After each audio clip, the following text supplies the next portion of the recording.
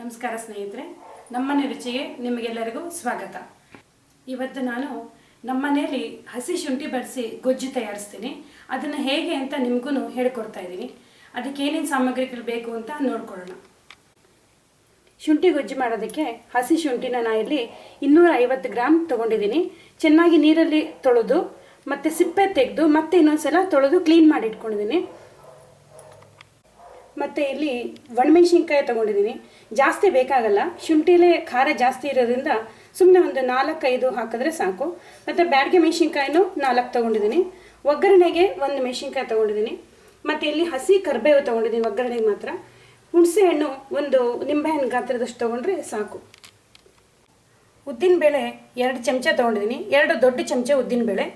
ಮತ್ತು ಇದು ಎಳ್ಳು 2 ದೊಡ್ಡ ಚಮಚ, ಸಾಸಿವೆ 1 ಚಮಚ ಒಗ್ಗರಣೆಗೆ ಮಾತ್ರ, ಮೆಂತ್ಯ ಅರ್ಧ ಚಮಚ ತೊಗೊಂಡಿದ್ದೀನಿ ಚಿಕ್ಕ ಚಮಚದಲ್ಲಿ.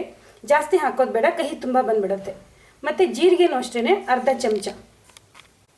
ಮತ್ತು ರುಚಿಗೆ ತಕ್ಕಷ್ಟು ಉಪ್ಪು, ಖಾರ ಹೊಡೆಯೋಕ್ಕೋಸ್ಕರ ಬೆಲ್ಲ ಸ್ವಲ್ಪ ಜಾಸ್ತಿನೇ ಬೇಕಾಗುತ್ತೆ.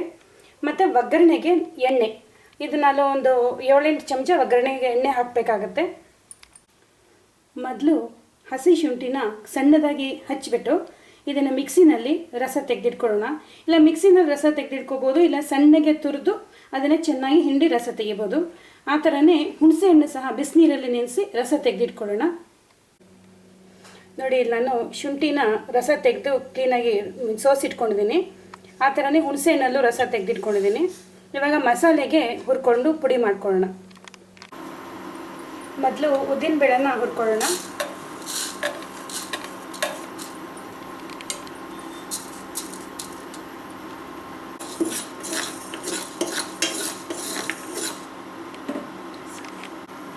ಉದ್ದಿನಬೇಳೆ ಸ್ವಲ್ಪ ಹುರಿದಾದ್ಮೇಲೆ ಅದ್ರ ಜೊತೆನೇ ಎಳ್ಳನ್ನು ಹಾಕಿ ಹುರಿಯೋಣ.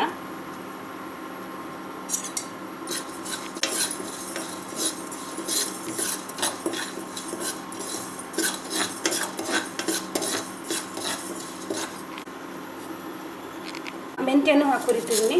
ಎಲ್ಲವನ್ನು ಸಣ್ಣ ಊರಿನಲ್ಲೇ ಹುರ್ಕೊಳ್ಳೋಣ.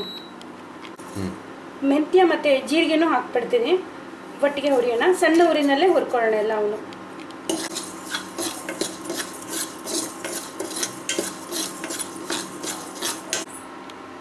ಇವಾಗ ನೋಡಿ, ಚೆನ್ನಾಗಿ ಹುರಿದಿದ್ದಾಗಿದೆ. ಇದನ್ನು ತೆಕ್ಕೊಂಡು ಮೆಣಸಿನ್ಕಾಯಿನೂ ಹಾಕಿ ಹುರಿತೀನಿ. ಎಣ್ಣೆ ಹಾಕದೇನೆ ಎಲ್ಲವನ್ನು ಪೂರ್ತಿಯಾಗಿ ಡ್ರೈ ರೋಸ್ಟ್ ಮಾಡ್ಕೊಳ್ಳೋಣ.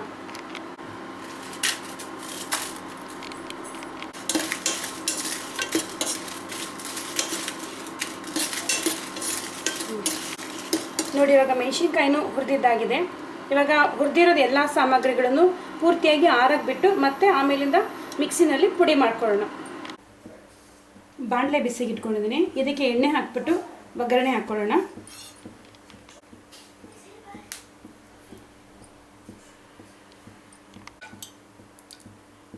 ನೋಡಿ, ಇದಕ್ಕೆ 8 ಚಮಚ ಎಣ್ಣೆ ಹಾಕಿದ್ದೀನಿ.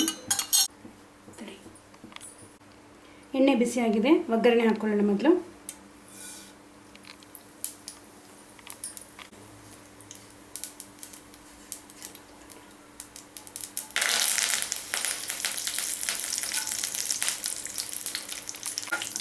ಈಗ ಮೊದಲು ಒಗ್ಗರಣೆ ಆದಮೇಲೆ ಹುಣಸೆಹಣ್ಣು ರಸ ಹಾಕ್ಕೊಳ್ಳೋಣ.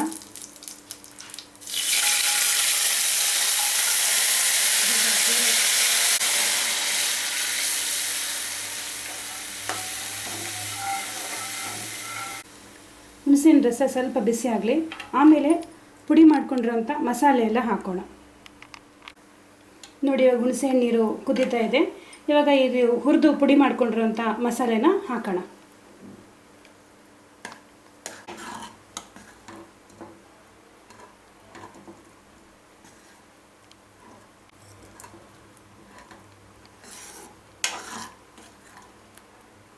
ಇದು 1 ನಿಮಿಷ ಕುದೀಲಿ. ಆಮೇಲಿಂದ ಶುಂಠಿ ರಸ ಹಾಕೋಣ. ನೋಡಿ, ಪುಡಿ ಹಾಕಿದ್ಮೇಲೆ 1 ನಿಮಿಷ ಕುದಿಸಿದ್ದೀನಿ ಅಷ್ಟೇ ನಾನು. ಇವಾಗ ಶುಂಠಿ ರಸ ಹಾಕೋಣ.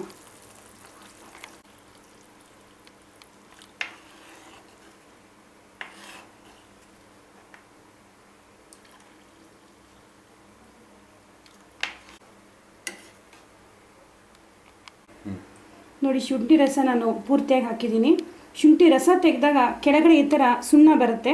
ಅದನ್ನು ಬೆರೆಸ್ಬೇಡಿ, ತುಂಬ ಮಂದ ಆಗೋಗ್ಬಿಡುತ್ತೆ. ಇದನ್ನು ಹಾಕಿದ್ರೆ ಘಾಟು ಜಾಸ್ತಿ ಆಗೋಗ್ಬಿಡುತ್ತೆ. ಇದನ್ನು ಕೆಳಗಡೆ ಹಾಗೆ ಬಿಟ್ಟು ಮೇಲೆ ಉಳ್ಕೊಳ್ಳೋ ರಸ ಮಾತ್ರ ನಿಧಾನವಾಗಿ ಹಾಕಿ. ಈಗ ಉಪ್ಪು ಮತ್ತು ಬೆಲ್ಲನೂ ಹಾಕಿ ಚೆನ್ನಾಗಿ ಕುದಿಸೋಣ.